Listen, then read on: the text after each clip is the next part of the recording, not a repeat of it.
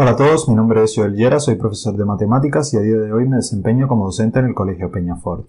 En este vídeo vamos a continuar, o a terminar más bien, la unidad de límite y continuidad, especialmente dirigida a estudiantes de segundo de bachillerato, y nos centraremos en la continuidad. Veremos qué es la continuidad de una función y veremos tres teoremas importantes del análisis relacionados con la continuidad. Bien, la continuidad. Diremos que una función f en x es continua en un punto x igual a x0 si cumple estas tres cuestiones. Una, existe f en x0, o sea, x0 pertenece al dominio de la función. Uno puede ver cuánto vale f en x0, puede obtener el valor de la función en dicho punto. Por otra parte, existe el límite cuando x tiende a x0 de la función, o sea, en ese punto que queremos ver, analizar la continuidad, y el valor de la función evaluado en dicho punto y el límite de la función es igual. O sea, el límite, la función se acerca a lo mismo que vale el valor. Recordemos que desde el punto de vista intuitivo la continuidad era que pudiésemos trazar la curva sin poder levantar la punta del lápiz. Eso significa que cuando nosotros nos estamos acercando a un valor, la función tiene que valer lo mismo que el límite en ese punto para poder hacer eso, ¿no? Si nosotros estamos trazando cuando no había continuidad, cuando había un hueco, cuando había un salto, ¿no?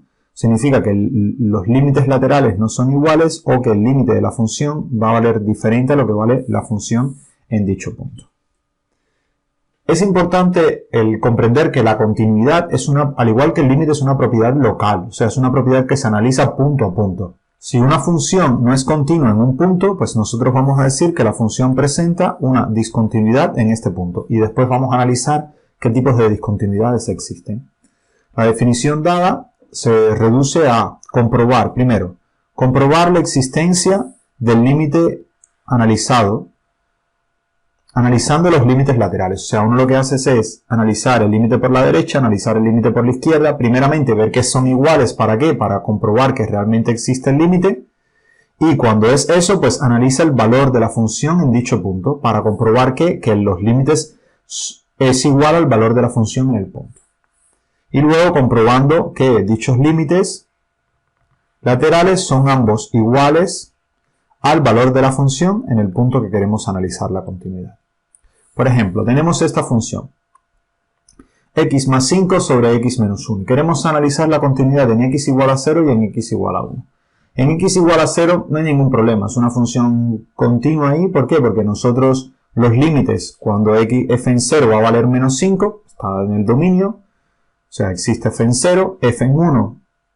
Por otra parte, el límite cuando x tiende a 0 va a ser siempre menos 5, tanto por la izquierda como por la derecha, pues simplemente evaluar y ya está, el valor que se obtiene es el menos 5, no hay ningún cambio de expresión, no hay ningún cambio, ¿no? O sea, los problemas pueden existir en este tipo de funciones en los valores en los que la función no pertenece, en los que el valor que estamos analizando no pertenece al dominio de la función, o en los que se produce un cambio de expresión, de un tipo de expresión a otro, o sea, en las funciones que están definidas a trozos. Fuera de esos dos tipos de cuestiones, en casi todos los puntos las funciones analíticas van a ser continuas. O sea, en todos los puntos que pertenecen a su dominio, de hecho, van a ser continuas. Si f en x0 y el límite de f en x cuando x tiende a x0, pues son iguales, se comprueba que son iguales, pues entonces la función pues va a ser continua en ese punto. ¿Qué sucede aquí? En el caso de f en 1, que la función en f en 1 no está definida, pues cuando tratamos de evaluar, el 1 no pertenece al dominio de la función, no podríamos evaluar en ella, ¿no? Si intentamos, pues nos da una cantidad finita sobre 0, que es algo que tiende a infinito, con lo cual f en 1 no existe, y como no existe la función en dicho punto, pues la función no puede ser continua en x igual a 1. Pero además de eso, si intentamos tomar límite, se va a infinito, con lo cual ni es continuo ni hay forma de hacerla continua. Esta es la gráfica de la función, fíjense cómo ella va a ser continua en todo su dominio, excepto en x igual a 1, que es donde la función pues se rompe, va una rama, cuando x tiende a 1 va a ir a infinito y la otra rama va a ir a menos infinito. Bien, vamos a analizar los diferentes tipos de discontinuidad que hay. El primer tipo de discontinuidad es una discontinuidad evitable, que puede ser evitada fácilmente. Esta es la representación de ella. ¿Cuándo se produce una discontinuidad evitable en un punto? Pues cuando va a existir el límite, primeramente los límites laterales van a existir y van a ser iguales ¿vale? Esto es importante, los límites por la derecha son iguales, eso es lo que hace que exista el límite de la función. Fíjense que una función puede que exista el límite y que no sea continua, porque el límite lo que analiza es en una vecindad de la función y no en el punto en particular. Entonces, cuando ambos límites laterales son finitos e iguales, tienen que ser finitos, esto es importante, pero lo que sucede es que la función evaluada en el punto va a ser diferente a el límite lateral, ya sea porque la función no está definida en ese punto, o sea, tiene un hueco, o porque está definida en otro lugar, ¿vale? Los límites laterales van por aquí y el valor de la función va acá. En ese caso, es una discontinuidad evitable. ¿Por qué se dice evitable? Porque se puede evitar fácilmente redefiniendo la función que valga lo mismo que el límite en ese punto. Entonces, como es una discontinuidad en solamente un punto y se puede resolver muy fácilmente, sin cambiar la estructura de la función prácticamente, pues se le llama discontinuidad evitable. Ahora, hay otra discontinuidad que se le llama de salto finito o no evitable de primera especie, se dice muchas veces, y esta discontinuidad se produce cuando ambos límites laterales son finitos pero distintos. O sea, lo que sucede es esto, que hay un salto, los límites laterales existen y son finitos, pero ellos no son iguales, con lo cual el límite no va a existir y bueno, va a haber un salto pequeño en la función. Pero esta ya no es evitable, porque aunque el problema sea en un solo punto, ya no se puede evitar, porque tendrías que, ¿no?, como que cambiar la estructura de la función, mover una recta hacia la otra para hacerla continua, ¿vale? Con lo cual esto, pues, problemas. Y por último tenemos la discontinuidad de salto infinito, que en realidad a mí no me gusta llamarla así. Prefiero llamarle discontinuidad no evitable de tipo 2, porque puede haber funciones que a pesar de que no haya un salto infinito, estén en esta categoría, ¿vale? A veces se le llama discontinuidad. ¿Cuándo se produce ella? Pues se produce cuando al menos uno de los dos límites laterales son infinitos, y esto es importante, o no existe, ¿vale? Cuando sucede algo así o simplemente cuando no existe el límite. Si quieren ver una función para la que no ocurre esto, pero entra dentro de esta categoría, es esta, seno de 1 sobre x, en x igual a 0. Esa función, cuando uno la grafica, lo que va a suceder es que alrededor de 0 va a comenzar a ser así, a dar muchos saltos, y ya después se vuelve a normalizar como una función seno.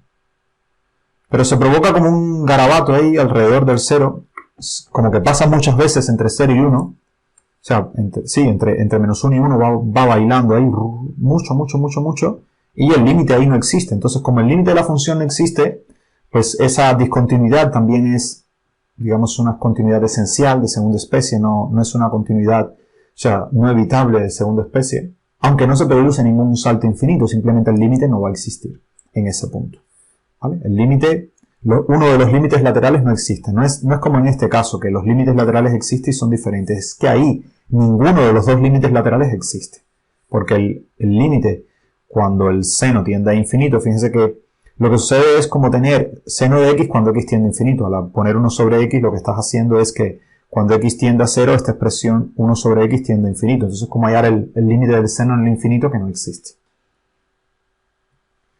Bien, vamos a ver un ejemplo. Tenemos aquí una función.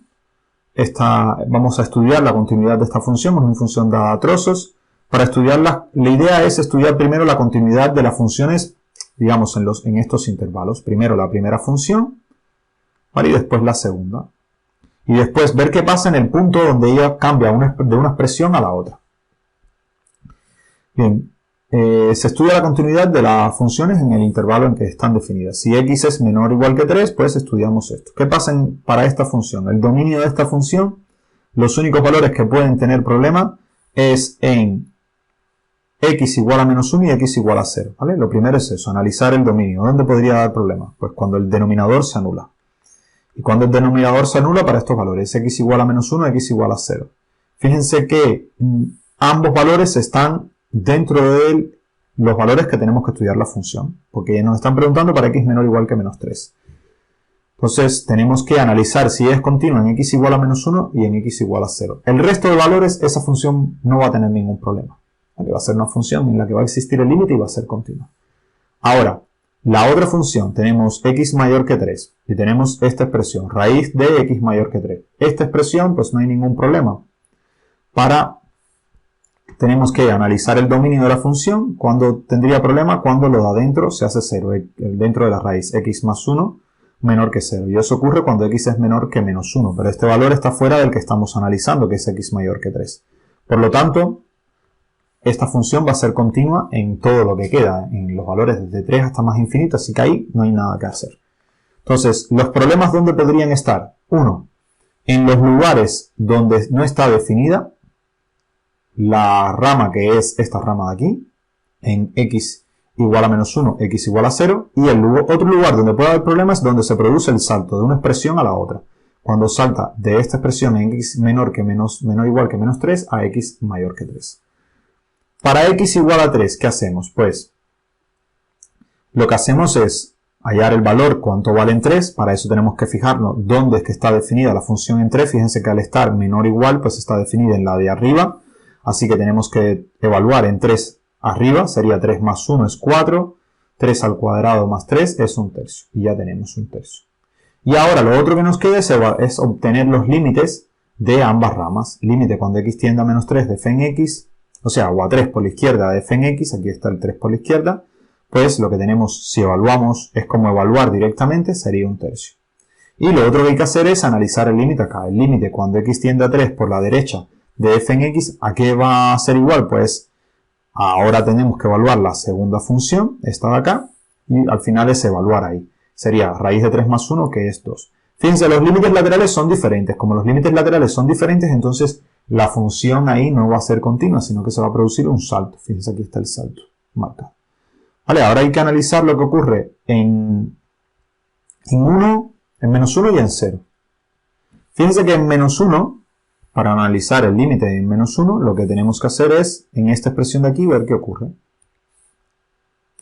Límite cuando x tiende a menos 1, ¿de qué? De x más 1 sobre x cuadrado más x. Vale, y esto va a ser igual al límite cuando x tiende a menos 1. Arriba, ¿qué vamos a tener? Se va a mantener el x más 1, pero abajo, fíjense que cuando evaluamos en 1, lo que va a suceder es que, en menos 1, perdón, lo que va a suceder es que ambas expresiones se van a anular. Así que el denominador va a tener que descomponerse en un valor que incluya el 1, y aquí lo habíamos visto. ¿Qué valor va a ser ese? Pues se va a descomponer como x más 1 por x. Entonces, fíjense que este se va con este. Entonces, ¿a qué va a ser igual el límite? Pues va a ser igual al límite cuando x tiende a menos 1 de 1 sobre x. ¿Y ese límite cuánto va a valer? Pues va a valer menos 1. Fíjense que en ambos lados va a valer lo mismo. Lo que va a suceder es que ahí la función no va a estar definida. ¿Por qué? Porque el menos 1 no pertenece al dominio de la función. Así que ahí la función va a tener una discontinuidad evitable, ¿vale? Una discontinuidad evitable, tiene un huequito, pero en x igual a 0 ahí sí hay problemas, porque cuando x tiende a 0, esto se va a más infinito por la derecha y a menos infinito por la izquierda, con lo cual hay una discontinuidad de salto infinito. Entonces aquí en esta función tenemos los tres tipos de discontinuidades. Una evitable aquí, una de salto finito en 0 y una discontinuidad no evitable, o sea, uno de salto infinito en 0 y uno de salto finito en 3. Bien, una función f en x es continua en un intervalo AB si es continua en todos los puntos de ese intervalo. O sea, si en punto a punto es intervalo. Pero bueno, aquí lo importante es que, bueno, no tenemos que analizar la discontinuidad en cada punto, ¿vale? Lo que sucede es que las funciones polinómicas van a ser, en general, todas las funciones clásicas con las que nosotros vamos a trabajar, pues van a ser continuas en todo su dominio. Con lo cual, las polinómicas van a ser continuas en todo R, las funciones racionales pues van a ser continuas en los puntos en los que se anula, en todos los puntos, menos en los que se anula el denominador. En esos son los que hay que analizar qué tipo de discontinuidad van a tener, si va a ser de salto infinito o si va a ser evitable. Las funciones con radicales con índice con índice de la raíz par no existen los valores en los que el radicando es negativo. Si el índice es impar, pues van a ser continuas en todo R. A menos evidentemente, o sea, si tienes una raíz cúbica, por ejemplo, raíz cúbica de x más 1 sobre x. ¿Vale? Aquí no es solamente la raíz. ¿Vale? El problema es que aquí tienes también algo en el denominador que hace que la expresión pues tenga problemas. Eso va a ser una raíz de una función racional, con lo cual es una composición de dos funciones y puede tener problemas donde alguna de ellas tiene problemas. Las funciones exponenciales pues van a ser continuas en todo R, nuevamente, a menos que en el exponente tengamos algún problema. Por ejemplo, si tenemos e a la 1 sobre x, pues evidentemente esto cuando x valga 0, pues ahí puede dar problemas. ¿Qué sucede cuando x vale 0 por la derecha? Pues que se va a la función a más infinito, y cuando x tiende a 0 por la izquierda, pues la función se va a 0. ¿Por qué? Porque e a la menos infinito es igual a 0. Las funciones logarítmicas, pues las funciones logarítmicas son continuas en los puntos en los que la expresión que queremos hallar, el logaritmo, es menor o igual que 0. Ahí es donde tienen problema, ahí es donde ellas no son continuas. Vale, claro, no está definido en el dominio, entonces en el lugar donde ellas se acercan a 0, ahí es que hay que analizarlas. A ver, no es que no sean continuas en los valores menores o iguales que 0, es que ahí no están definidas, ¿vale? En esos valores tenemos que analizar qué es lo que pasa. Sobre todo en los puntos donde se acerca a 0. Ahí es donde puede estar el problema. Cuando es negativa, ahí no se puede evaluar. Pero cuando se está acercando a 0, esas funciones van a tender a ir a infinito. Y es donde tenemos que ver qué ocurre. Las funciones trigonométricas. Pues la única función que no es, bueno, de las clásicas, ¿vale? Seno, coseno y tangente. Aquí te dicen alegremente que la única función que no es continua es la tangente. Pero bueno, la cotangente tampoco la va a ser. Y algunas otras funciones trigonométricas que podamos expresar pues pueden tener problemas. La idea de la tangente es que en pi sobre 2 más k pi con k que pertenece a z no va a ser continua, porque ahí el coseno se anula y estamos teniendo seno sobre coseno, y la tangente se va a infinito. Bien, vamos a ver algunos teoremas que son importantes de analizar. El primero es el teorema de Bolzano. El teorema de Bolzano lo que nos dice es que si tenemos una función que es continua en un intervalo AB cerrado y el signo de f en A es distinto del signo de f en B, entonces existe al menos un número C tal que f en C vale 0. O sea, la idea es, como la función es continua, ella tiene que, o sea, ella va pasando por, si has atravesado de la parte negativa a la parte positiva y no has levantado la punta del lápiz, pues en algún momento tienes que haber pasado por el 0, ¿vale? Con lo cual, si en un extremo del intervalo es negativo, en el otro extremo es positivo, el 0 tiene que estar en el medio, si ella es continua. Aquí, por ejemplo, es importante las hipótesis, el tema de la continuidad. Podemos tener una función así, aquí hay un salto y de repente es así. Y claro, ha pasado, si tomamos un intervalo en el que no es continua, ha pasado de aquí ser positiva, aquí ser negativa, y en ningún momento ha pasado por 0. ¿Por qué? Porque la función no es continua. Y hay muchas así, por ejemplo, 1 sobre x, con 1 sobre x sucede eso. 1 sobre x, hay una parte en la que es negativa, hay otra parte en la que es positiva, pero nunca pasa por 0. Y ella no es continua, y como no es continua, el teorema no se cumpliría para ella, porque la primera hipótesis es que sea continua en ese intervalo cerrado. Bien, vamos a estudiar si estas funciones se anulan en algún punto en el intervalo 4, 6. Notemos que lo primero que hacemos es estudiar la continuidad de cada una. O sea, esta función es continua por ser una función polinómica, con lo cual es continua en todo su dominio, y si va a ser continua en todo su dominio, pues va a ser continua en ese en particular.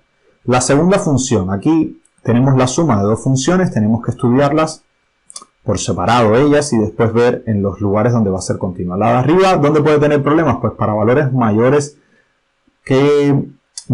que menos 1, pero bueno, aquí estamos de 4 a 6, con lo cual es mayor que menos 1. Abajo no tiene problema porque la exponencial siempre es positiva.